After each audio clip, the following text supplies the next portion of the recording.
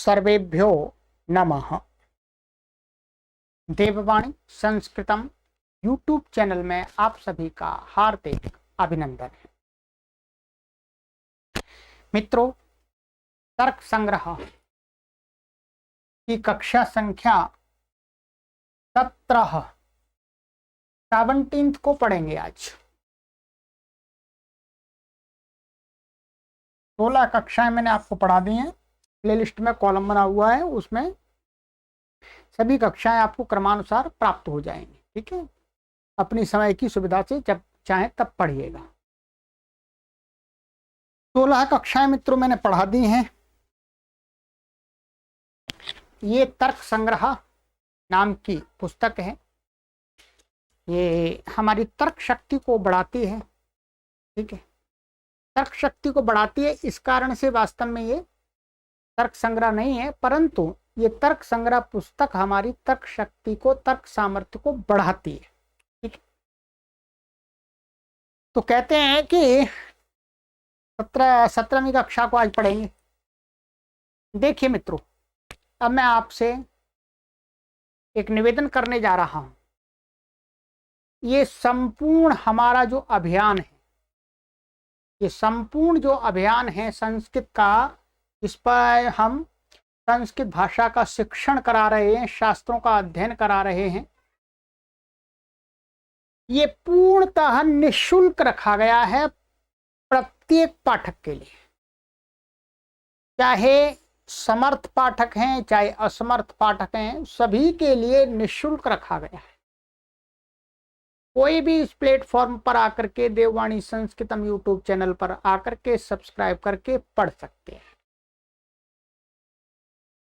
और मित्रों, आप सभी ये बात जानते हैं कि जिस प्रकार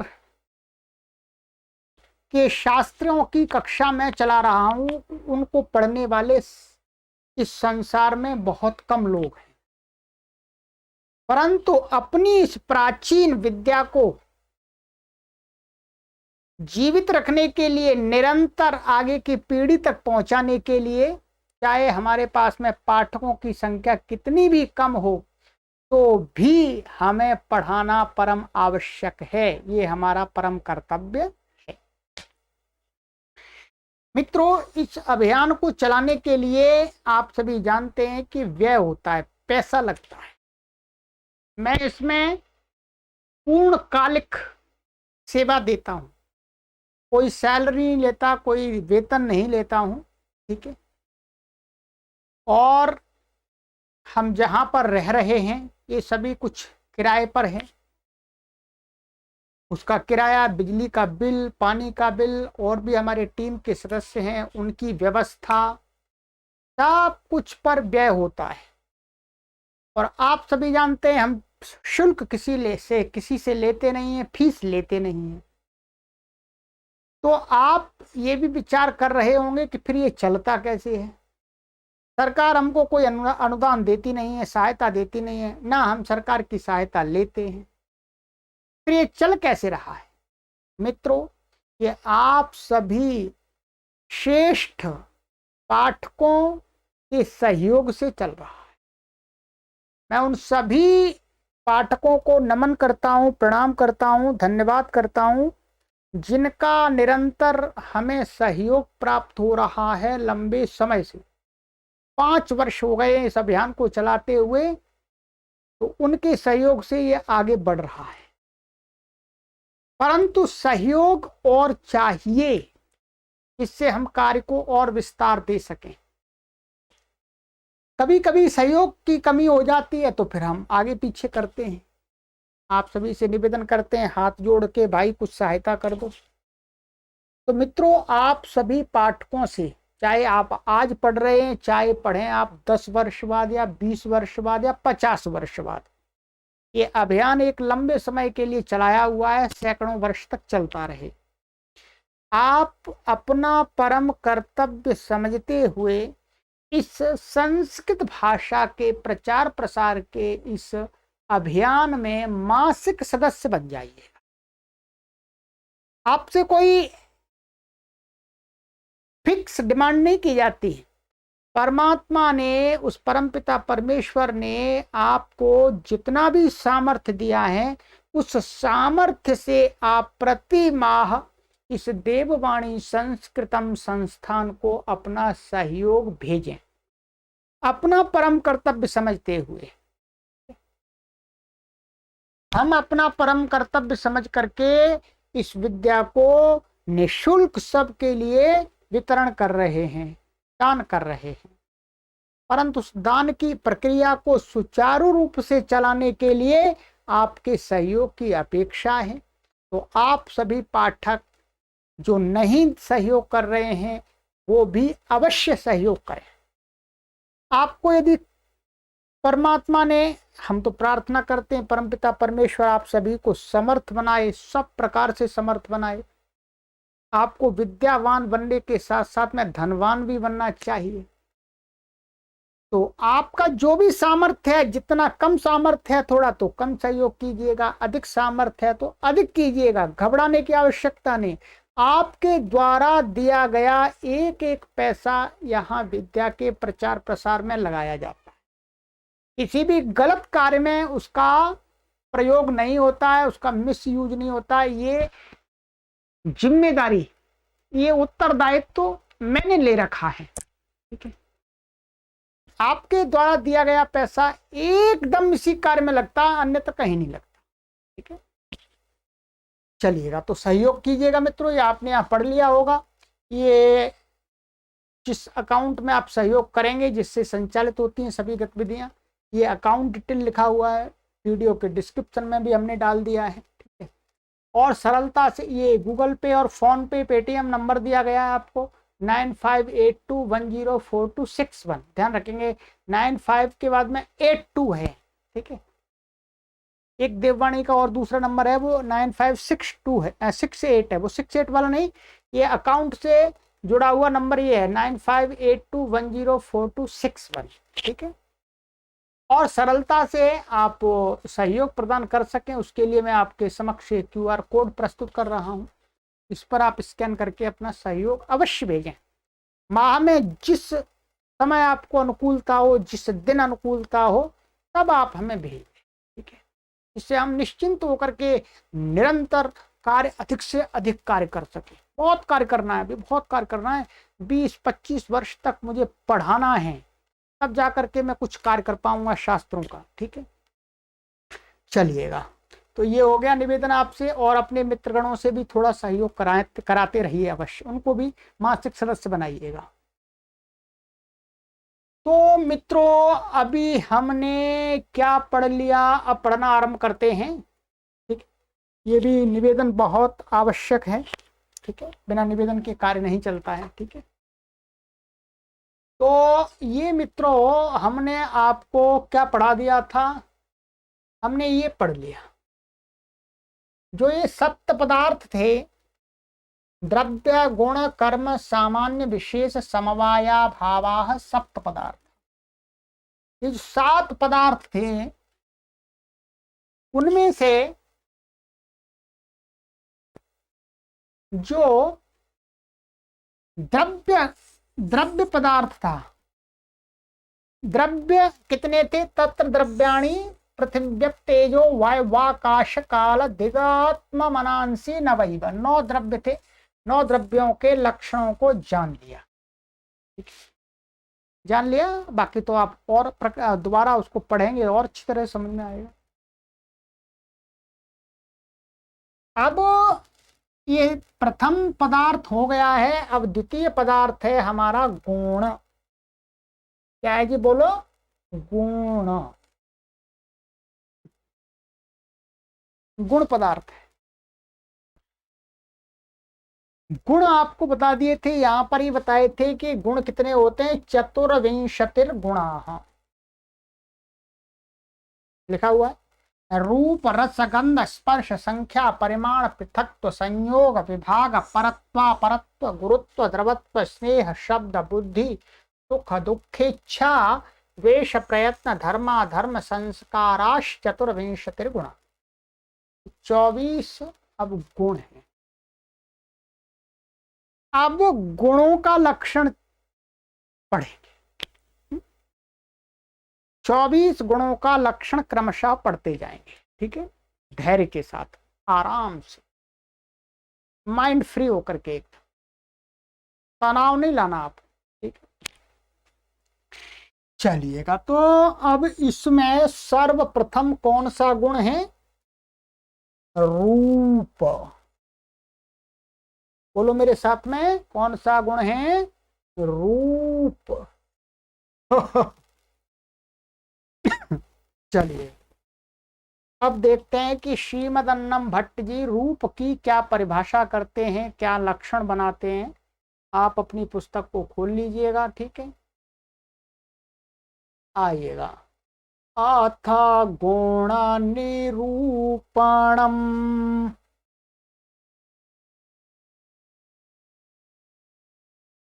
ठीक है जी। गुण निरूपणम माने अब गुणों को बताएंगे। 24 गुण है, उनकी परिभाषा बताएंगे। रूप किसको जानना चाहिए, स्पर्श किसको जानना चाहिए, गंध किसको जानना चाहिए, संख्या किसको जानना चाहिए, पृथक तो किसको जानना चाहिए, है ये सारे। चलिए, कहते हैं तत्रादौ रूप निरूपणम। तत्र माने उन 24 गुणों में, जो आदौ माने आदि में, 24 गुणों के आदि में जो रूप गुण है उसका निरूपण करेंगे। मैंने आपको हिंदी में समझा दिया, संस्कृत नहीं आती तो भी समझ में आ जाएगा आपको। तत्र माने उन 24 गुणों में से आदि में, आदि माने आरंभ में जो रूप गुण है उसका विवेचन करेंगे, उसका लक्षण बताते हैं, ठीक है। चलिए, बहुत सुंदर है, आनंद आएगा, चिंता मत कीजिएगा।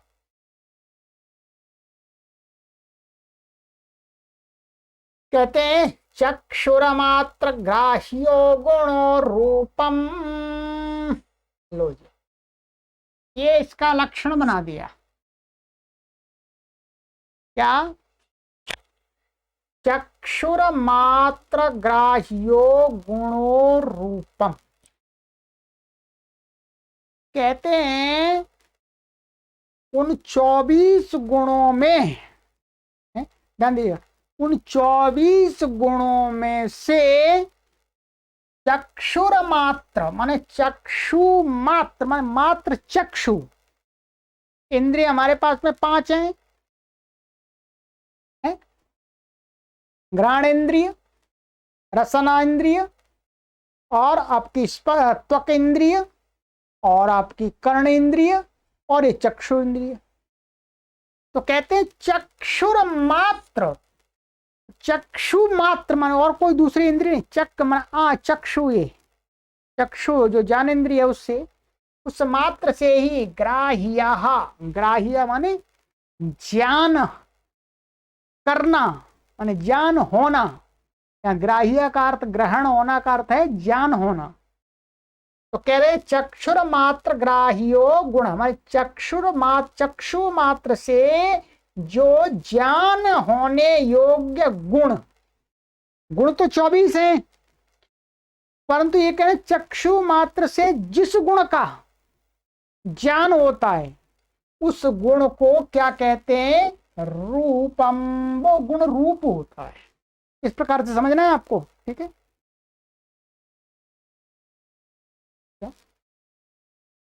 चक्षु मात्र से ही जो जिस गुण का ज्ञान प्राप्त करने योग्य है वो गुण क्या कहलाता है? बोलो, रूप। ये रूप का लक्षण है। रूप का ग्रहण किससे होता है? चक्षु मात्र से ही होता है और किसी इंद्रिय से नहीं होता। ना तो घ्राण से हो सकता, ना रसना से हो सकता, ना त्वक से हो सकता, ना कर्ण से हो सकता। क्या है? चक्षु से ही होता है। रूप में ये देख रहा हूं, ये काला और सफेद है, और भी ये थोड़ा सा नारंगी। आप तो नहीं दिख रहे मुझे, आप तो दूर हैं। दूर नहीं, आप ओट में हैं, ठीक है। तो क्या है? ये रूप है, रूप का लक्षण बता दिया। चक्षुर्मात्र ग्राह्यो गुण गुणो रूपम, चक्षु मात्र से ही ग्रहण जानने योग्य जो गुण है, उस 24 गुणों में वो गुण क्या होता है? रूप गुण होता है, उसको रूप कहते हैं। कहते हैं तच्चा शुक्ल नील पीत रक्त हरित कपि चित्र भेदात सप्तविधम। कहते हैं कि तच्चा, और वो जो रूप है, और च माने और, तत् माने वह रूप क्या है? शुक्ल, नील, पीत, रक्त, हरित और कपिश और चित्र भेद। चित्र माने चित्त का बड़ा भेद से सप्तविधम माने 7 प्रकार का है। कितने प्रकार का है जी रूप? 7 प्रकार का।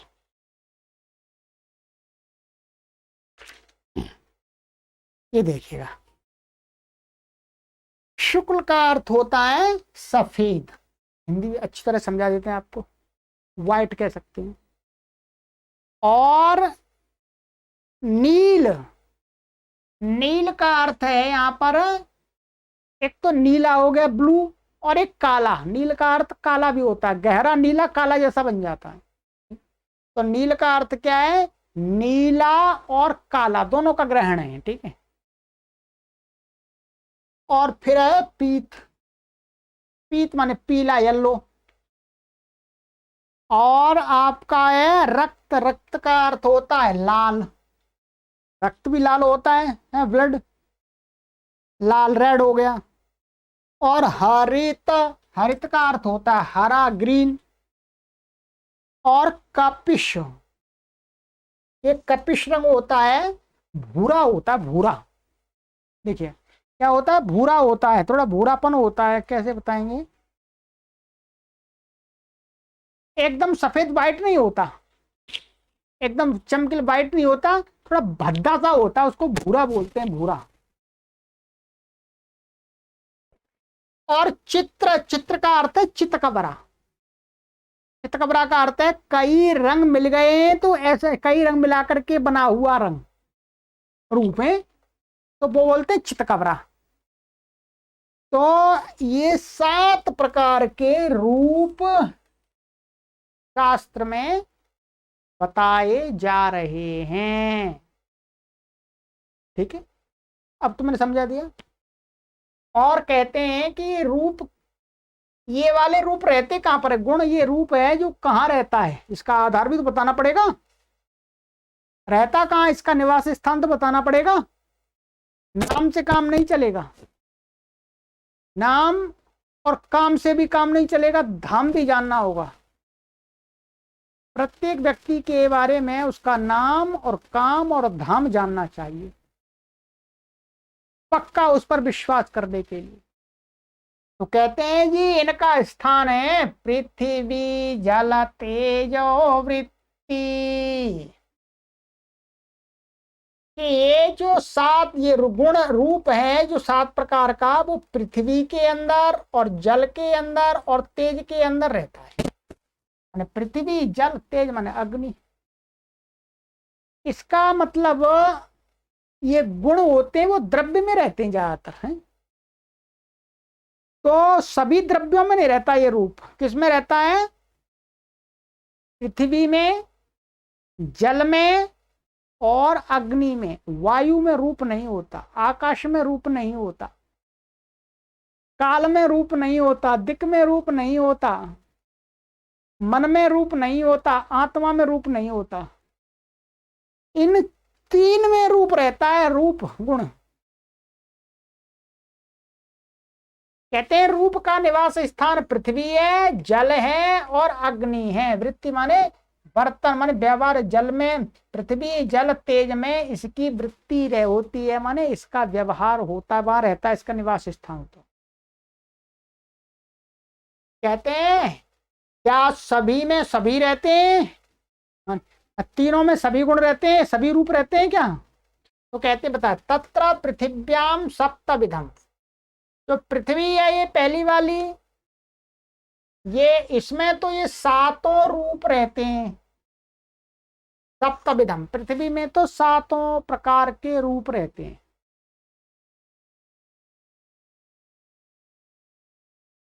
और कहते हैं अभास्वर शुक्लम जले। और जो भास्वर माने शुक्ल, ये शुक्ल का एक शुक्ल ऐसा होता है, जैसे ये लाइट होती है ये भी शुक्ल होती है, ये दूसरे पदार्थों को प्रकाशित कर देती है। और एक वस्त्र, सफेद वस्त्र हुआ, सफेद वस्त्र हुआ, ये व्हाइट पुस्तक हुई, पुस्तक का कलर हुआ, ये भी शुक्ल है, परंतु ये किसी दूसरे पदार्थ को प्रकाशित नहीं करता ये शुक्ल। तो कहते हैं कि जो ऐसा शुक्ल माने आभास्वर शुक्ल माने जो दूसरों को प्रकाशित नहीं करता, चमकाता नहीं, दूसरों में चमक नहीं देता, तो वो वाला जो शुक्ल है वो जल में ही रहता है। क्या रहता है? जल में। और भास्वर शुक्लम तेजसी, और प्रकाश देने वाला जो शुक्ल है, दूसरे को प्रकाशित करता है, वो कहते हैं तेजसी माने अग्नि में रहता है वो। इसका मतलब जो रूप सात प्रकार का था, तो जल में तो सातों प्रकार, वो पृथ्वी में तो सातों प्रकार का रहता है, जल में केवल एक प्रकार का रहता है, और अग्नि में भी एक प्रकार का रहता है। आगे बात समझ में आनी चाहिए, ठीक है। तो ये बता दी इन्होंने किसकी परिभाषा, बोलो, रूप की। फिर दोबारा एक बार फिर समझा देता हूं। चक्षुर मात्र ग्राह्यो गुणो रूपम, चक्षु मात्र से ही जो गुण ग्राह्य है माने जानने योग्य है, वो गुण कहलाता है रूप गुण। उसी को रूप जानना चाहिए, रूप का लक्षण है। और कहते तच्चा, और वह कितने प्रकार का होता है? साप, शुक्ल नील पीत रक्त हरित कपिश चित्र भेदात सप्तविधम, 7 प्रकार का होता है जी। ये बता दिया, समझा दिया था, ठीक है। शुक्ल नील पीत रक्त हरित कपिश, कपिश माने भूरा, और चित्र माने चितकबरा। और कहते हैं इनका निवास स्थान पृथ्वी जल तेजो वृत्ति ही, पृथ्वी में रहता है, जल में रहता है, और अग्नि में रहता है, तेज। कहते हैं तत्र पृथिव्याम सप्तविधम, पृथ्वी के अंदर तो ये सातों प्रकार का रूप निवास करता है, मिलता है, प्राप्त होता है, रहता है। और अभास्वर शुक्लम जले, शुक्ल के दो भेद कर दिए। यहाँ शुक्ल जो पड़ा हुआ है, शुक्ल माने एक ऐसा शुक्ल जो दूसरों को प्रकाशित करता है, और एक ऐसा शुक्ल जो शुक्ल है, दूसरों को प्रकाशित करने का उसमें क्षमता नहीं होगी, चमक नहीं है। तो ऐसा जो दूसरे को प्रकाशित नहीं कर सकता, ऐसा शुक्ल वर्ण वाला जो रूप है वो रहता है जल के अंदर। और भास्वर शुक्लम, शुक्लम तेजसी, और जो दूसरे को प्रकाशित कर सकता है ऐसा जो शुक्ल रूप गुण है वो रहता है अग्नि के अंदर। आपको ये पूरी बात 100% समझ में आई होगी, 100%, ठीक है। ये ध्यान रखेंगे, रूप गुण कोई पूछे रूप किसके अंदर प्राप्त होता है, रूप किसका गुण है, तो आप कह सकते हैं पृथ्वी जल तेज का। रूप कितने प्रकार का होता है? 7 प्रकार का, याद कर लीजिएगा। उनमें से 7 प्रकार के रूप तो पृथ्वी के अंदर मिल जाते हैं, और आभास्वर शुक्ल मिलता है जल के अंदर, और अग्नि के अंदर मिलता है भास्वर शुक्ल। अब देखते होंगे जल के अंदर अभास्वर शुक्ल गुण रूप होता है, इसलिए वो दूसरे को प्रकाशित नहीं कर सकता। और अग्नि जलाते हैं अपन तो एकदम दूसरे को भी प्रकाशित कर देती है, चमका देती है, दिखा देती है, भाई ये घड़ा रखा है, ये आदमी खड़ा है, ये रात में यहाँ पर ये गड्ढे हैं, सब दिखा देती है, ठीक है। चलिए, अब ये हो गया।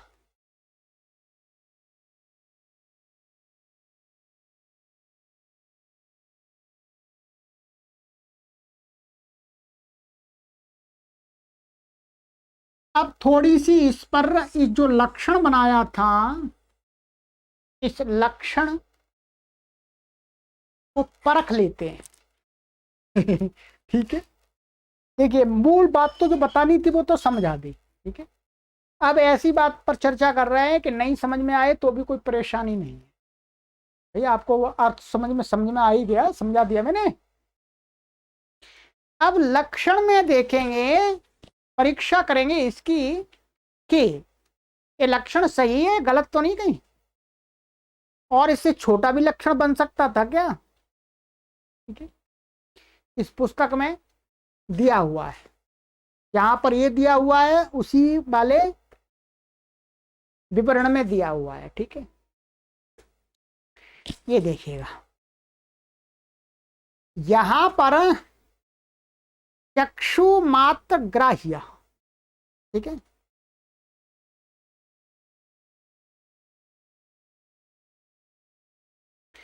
कोई कहे कि भाई इस लक्षण में इसको हटा देते हैं, देख रहे हैं, ठीक है, इसको हटा देंगे, कहेंगे गुणो रूपम। क्या है? गुणो रूपम। गुणो रूपम कहेंगे कि भाई जो गुण होता है वो रूप होता है, जो गुण होते हैं, गुण होता है वो रूप होता है। कोई कहे इसको हटा दें या मत ना करें, गुणो रूपम, रूप क्या है? एक गुण है। तो यहां पर क्या हो जाएगा, ये जो लक्षण है ये रूप में तो घटित हो जाएगा, परंतु रूप से अन्य जो गुण हैं, रूप से जो अन्य गुण हैं 23, उनमें भी चला जाएगा, उनमें भी चला जाएगा। भाई रूप है, रस गुण, रस भी गुण है, तो रस को भी रूप कहने लगेंगे। यदि हम ये कहने लगे कि गुणो रूप माने गुण रूप होता है, तो ये गुण रूप होता है, जैसे रूप गुण होता है वैसे ही रस भी गुण होता है। तो ये जो लक्षण है ये वहां जल में भी चला जाएगा, रस में भी चला जाएगा, रस को भी रूप कहने लग जाएंगे। ये क्या हो जाएगी? अतिव्याप्ति। अतिव्याप्ति से होने से क्या है, ये लक्षण कैसा हो जाएगा? दुष्ट हो जाएगा, सटीक नहीं बैठेगा। इसलिए कहते हैं कि यहां पर हमें ये पद जोड़ना पड़ेगा। क्या जोड़ना पड़ेगा? चक्षुर मात्र ग्राह्यो गुण रूपम। गुण तो है मान लिया, परंतु ऐसा गुण जो चक्षु मात्र से ही ग्रहण होता है, क्या? चक्षु मात्र से ही ज्ञान प्राप्त करने योग्य गुण को रूप कहते हैं। अब रस में नहीं जाएगा ये लक्षण। अब ये हमने जोड़ दिया, इसमें प्लस कर दिया इसमें, तो अब ये इसमें नहीं जाएगा रस में, क्योंकि रस जो रस है, रस गुण वो चक्षु से ग्रहण जानने योग्य नहीं है। क्या है? नहीं है, ठीक है। वो रस तो जिह्वा से जानने योग्य है, जो रसना इंद्रिय से। अब ये वो दूसरे गुणों में नहीं जा पाएगा। अब ये इतना सही हुआ। अब कोई व्यक्ति ये कहे भाई अच्छा ठीक है, चलो ये तो ठीक है, बात मान ली। अब भाई ऐसा करो, इस लक्षण को ऐसा बनाओ, यहां से मात्र पद को हटा दो। क्या कर दो जी? मात्र पद को हटा दो। ऐसा लक्षण बनाते हैं चक्षुर ग्राह्यो गुणो रूपम, ठीक है। अब थोड़ी सी और कठिन बात हो रही है, थोड़ा सा ध्यान केंद्रित कीजिएगा, concentrate your mind on this point. इस पॉइंट पर तो समझ में आएगा आपको, ठीक है। कि मात्र शब्द को हटा दें। क्या? मात्र शब्द को क्या बनेगा? चक्षुर ग्राह्यो गुणो रूपम। कि आंख से जानने योग्य जो गुण है उसको रूप कहते हैं। तो अब जो आंख से रस को तो नहीं जाना जाता, रस गुण को तो नहीं जाना जाता, वहां तो अतिव्याप्ति नहीं और फिर भी नहीं होगी, मात्र हटाने पर भी लक्षण ठीक सा हो रहा है। कहते नहीं, अब और दिक्कत आ जाएगी। यदि मात्र को हटा देंगे तो जो गुण हैं 24, उनमें एक गुण क्या है, संख्या भी है, संख्या गुण है। तो संख्या गुण है तो क्या हो जाएगा, आंख से संख्या का ज्ञान भी हो जाता है। भाई ये पुस्तक है, यहां पर 10 पुस्तकें पड़ी हुई हैं, उनको देख करके 10 संख्या का ज्ञान हो जाएगा। क्या है, 10 संख्या का ज्ञान हो जाएगा। ठीक है, आंख से 10 संख्या का ज्ञान हो जाएगा देख करके। ये 10 पुस्तकें हैं, तो यदि हमने ये कर चक्षु ग्राह्यो गुणो रूपम, तो ये चक्षु से तो संख्या का भी ज्ञान हो जाता है। तो यहां संख्या में इसकी अतिव्याप्ति हो जाएगी, मात्र पद को हटाने से यहां जा रहा है। ठीक है, संख्या ध्यान रखेंगे, चक्षु चक्षु ग्राह्यो, चक्षु संख्या चक्षु से भी ग्रहण होती है और स्पर्श से भी, आंखें बंद करके हम ऐसे ऐसे टटोल टटोल करके स्पर्श करके हम संख्या का ज्ञान कर लेते हैं कि ये 2 हैं, 1 पदार्थ है या 10 पदार्थ हैं। त्वक इंद्रिय से भी संख्या का ज्ञान होता है। क्या, तो त्वक इंद्रिय से भी हो जाएगा ज्ञान और चक्षु से भी हो जाएगा। तो ये उसमें चला जाएगा, संख्या में अतिव्याप्ति हो गई। संख्या को भी रूप कहने लगेंगे। संख्या गुण, रूप गुण को कोई कहा गया है पता कोई कार्य, तो वो संख्या में भी चला जाएगा। तो कहते हैं इसलिए यहां पर मात्र पद को रखना पड़ेगा, ध्यान देंगे। मात्र को रख देंगे तो क्या हो जाएगा, चक्षुर मात्र ग्राह्यो गुणो रूपम। अब ये क्या है, चक्षुर मात्र ग्राह्यो गुणो रूपम। जब हमने मात्र लगा दिया तो संख्या में नहीं जा पाएगा। ध्यान रखें, कैसे नहीं जा पाएगा इसको समझ लीजिएगा कि चक्षु मात्र से ही ग्रहण होने वाला गुण, उसको रूप कहते हैं। ये जो संख्या है ये चक्षु से भी ग्रहण तो हो जाती, चक्षु से, परंतु ये त्वक से भी, त्वक इंद्रिय से भी ग्रहण होती है। चक्षु मात्र से ग्रहण नहीं है, ये त्वक से भी हो जाती है। तो अब ये लक्षण इसमें नहीं जाएगा, क्योंकि ये संख्या का ज्ञान तो चक्षु से भी हो सकता है और त्वक इंद्रिय से भी हो सकता है और कर्ण से भी हो सकता है, क्योंकि शब्द को सुन करके, संख्यावाची शब्द को सुन करके संख्या का ज्ञान हो जाता है। तो अब ये केवल चक्षु मात्र से ही ग्रहण करने गुण, जानने योग्य गुण नहीं है, ये अन्य इंद्रियों से भी जानने योग्य गुण है। इसलिए अब चक्षुर मात्र ग्राह्यो गुणो रूपम परिभाषा इसमें नहीं जाएगी, अब अतिव्याप्ति नहीं होगी। ठीक है, हो सकता है थोड़ा कठिन हुआ होगा, परंतु यदि आपके पास पुस्तक है और मैंने आपको ये पढ़ाया है तो 100% आपको समझ में आ जाएगा। ठीक है, चलिएगा, ये हो गया आपका, इतना ही करेंगे। बाकी और अभी थोड़ा डिटेल है, उसको यहाँ नहीं जानेंगे। ठीक, जितना आपको आवश्यक है जानना उतना मैंने बता दिया। ठीक है, इतना काफी है।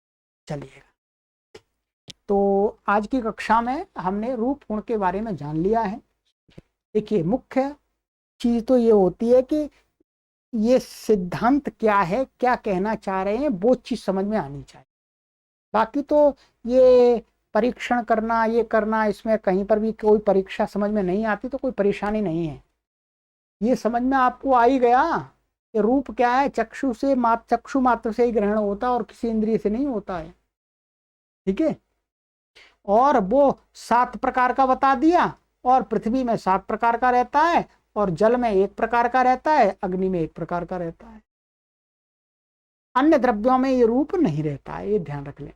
ठीक है, बस इतना ही इसका सार है। चलिएगा, तो अब ये रूप हो गया। अब रूप के बाद में आगे जैसे जैसे आते जाएंगे रूप रस आदि, उन गुणों का व्याख्यान करेंगे। चलिए, ध्यान रखिएगा, हमारे इस निवेदन को स्वीकार कीजिएगा कि आप इस अभियान में मासिक सदस्य बन जाएं। ये मैं प्रत्येक कक्षा में आपको निवेदन नहीं करूंगा, मेरा कार्य है पढ़ाना। ये निवेदन बीच बीच में आपसे करूंगा जिससे आप हमें सहयोग करें और हमारा ये अभियान तेजी से चल पड़े, हम अपनी टीम में विस्तार कर सकें। हमारे पास पैसा होगा तो हम किसी पढ़ाने वाले को और लगाएंगे पढ़ाने के लिए, क्योंकि एक व्यक्ति तो नहीं पढ़ा सकता, कितना पढ़ाएगा। हमारे पास टीम बड़ी होगी, हमारे पास और अध्यापक होंगे, अध्यापकों को सहयोग करने के लिए हमारे पास धन होगा, तो हम आपको चलेगा निःशुल्क ही सबके लिए। ठीक है, तो आप में से यदि कोई व्यक्ति एक तैयार हो जाते हैं एक अध्यापक को रखने के लिए, किसी हम और जो विशेष बहुत सारे हमारे पास विषय हैं पढ़ाने के लिए, तो एक अध्यापक का कोई भी पाठक यदि समर्थ व्यक्ति भार वहन कर लेते हैं तो हम एक अध्यापक की नियुक्ति कर देंगे पढ़ाने के लिए। हम तो निरंतर पढ़ाएंगे ही, परंतु उनको भी पढ़ाने के लिए लगा देंगे, वो भी आपको दिन में 1-2 कक्षाएं देंगे। ठीक है, ये टेक्नोलॉजी का एक है मित्रों। इस युग में भी हम यदि संस्कृत भाषा को प्रचारित प्रसारित नहीं कर पाए तो फिर बहुत बड़े दुर्भाग्य की बात है। चलिए, आप सभी को नमन, सर्वेभ्यो नमः।